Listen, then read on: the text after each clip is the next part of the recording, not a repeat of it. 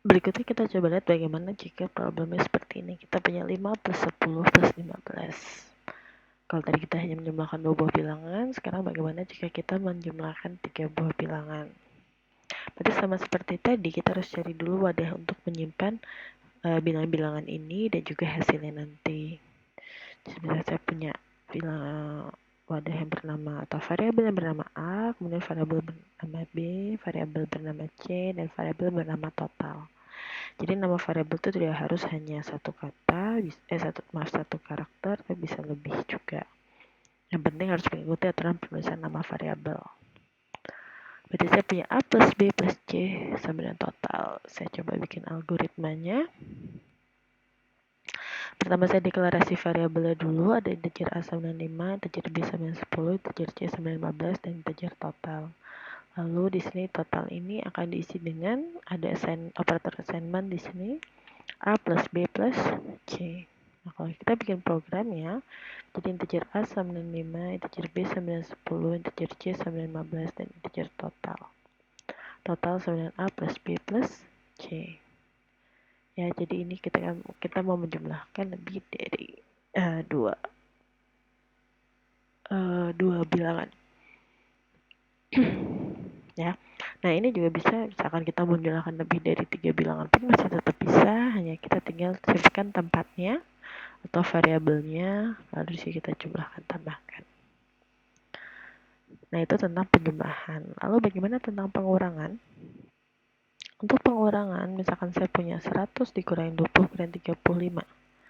Sama kayak seperti tadi, saya harus siapkan dua tempatnya. Di sini saya coba buat bilangan. Nama variabelnya adalah bil1, bil2, bil3, dan juga jumlah. Berarti, maaf ini ada kesalahan, harusnya kurang dari, ini kurang.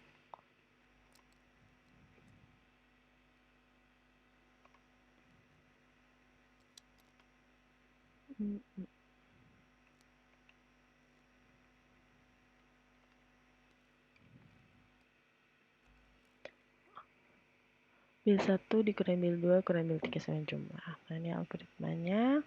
Integer bil1 sama dengan 100, integer bil2 sama dengan 20, integer bil3 sama dengan 35, dan integer jumlah. Lalu kalau saya mau prosesnya, berarti jumlah itu saya assignment dengan bil1 kurang bil2 kurang bil3.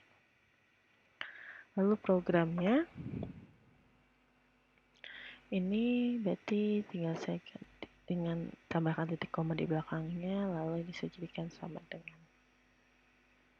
Ini untuk pengurangan. Lalu bagaimana kalau saya menggunakan perkalian dan pembagian? Problemnya saya punya A, B, dibagi C sama dengan D. Ini saya bisa pecah menjadi A kali, kalau saya lebih detailkan jadi A kali B, ini dibagi C sama dengan D. Nah, di sini misalkan saya punya contoh 5 dikali 10, sini dibagi.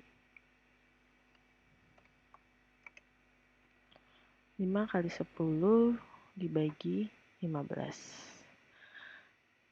Di sini saya harus punya deklarasi variabel integer A, integer B, dan juga integer C yang masing-masing saya berikan nilai, lalu ada integer D. Di sini ada D, assignmentnya A kali B dibagi C. Lalu programnya sendiri adalah integer A sama dengan 5, integer B sama dengan 10 titik koma, menggunakan titik koma di step belakangnya. Ini juga harusnya di sini ada titik komanya. Lalu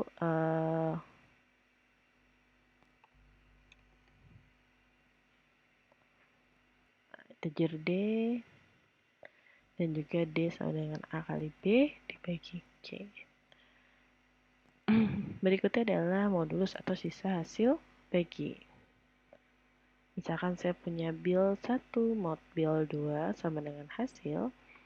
Ini bisa satu bil 1, tanda persen, persen ini menandakan modulus bil 2. Saya punya 10 modulus 4. Tadi saya sudah saya sudah menjelaskan di pertemuan sebelumnya bahwa modulus itu ada sisa hasil bagi. Jadi kalau saya punya 10 modulus 4, saya punya 10 modulus 4, berarti ini saya mencari sisa hasil bagi dari 10 dengan 4. Ini hasilnya 2. 2 kali 4, 8. Berarti 2. Nah, ini adalah sisa hasil baginya atau modulusnya. Jadi harusnya 10 modulus 4 itu hasilnya adalah 2. Nah, ini algoritmanya integer bil 1 10, integer bil 2 4, integer hasil. Lalu hasil ini assignment dari bil 1 modulus bil 2. Kalau kita buat dalam programnya seperti ini.